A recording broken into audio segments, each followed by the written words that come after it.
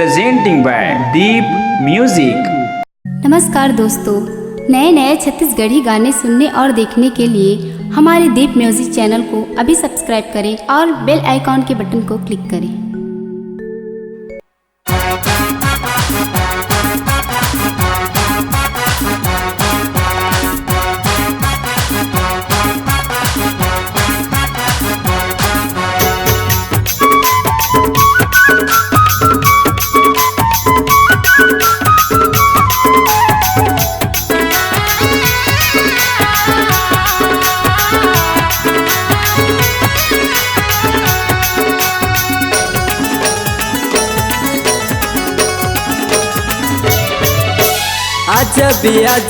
आजा गोरी मोरे गाँवे माँ।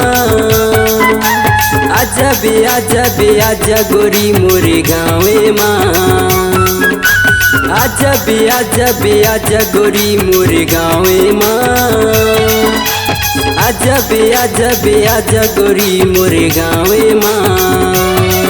पंडर भट्टा मोर गाँव है, राकेश मुन्ना है, पीपर के गोरी छाविना। पंडर भट्टा मोर गाँव है, राकेश मुन्ना है, पीपर के गोरी छाविना।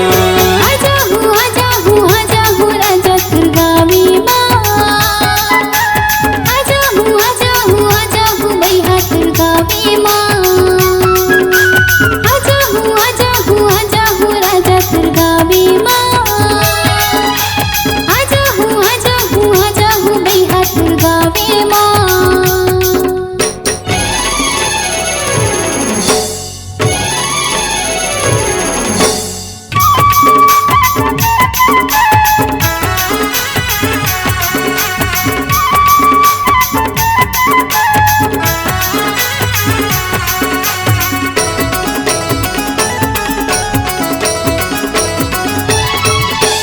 दीप म्यूजिक में गाना सुन ले, जी भर के मोर वीडियो देख ले। मैं हूँ तोर दीवाना रानी, माया के थोकिन मजा ले ले।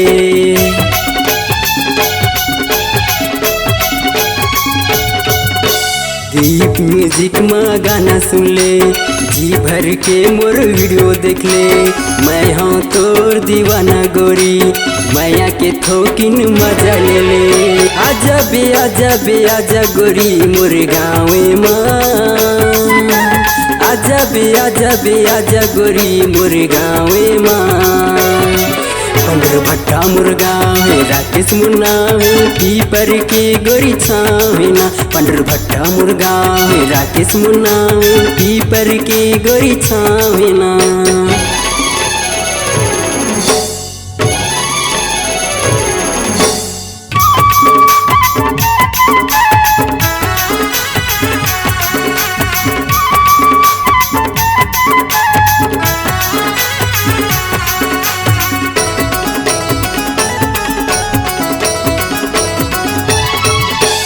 तय बन जा मोर सजनी गोरी, मैं बनूँ तोर सजना वो।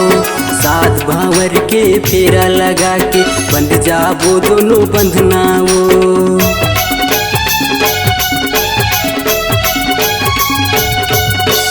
तय बन जा मोर सजनी गोरी, मैं बनूँ तोर सजना वो।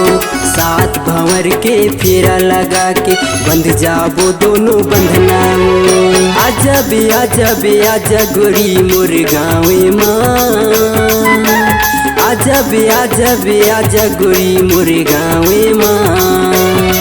पंडर भट्टा मोर गाँव है, राकेश मुन्ना है, पीपर के गोरी छाविना। पंडर भट्टा मोर गाँव है, राकेश मुन्ना है, पीपर के गोरी छाविना। आजा हूँ राजा तुरगावी माँ। आजा हूँ भैया तुरगावी माँ।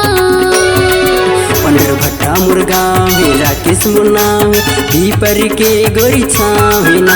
पंडर भट्टा मोर गाँव है, राकेश मुन्ना है, पीपर के गोरी छाविना। पीपर के गोरी छाविना, राकेश मोरे नाहिना। पीपर के गोरी छाविना, राकेश मोरे नाहिना।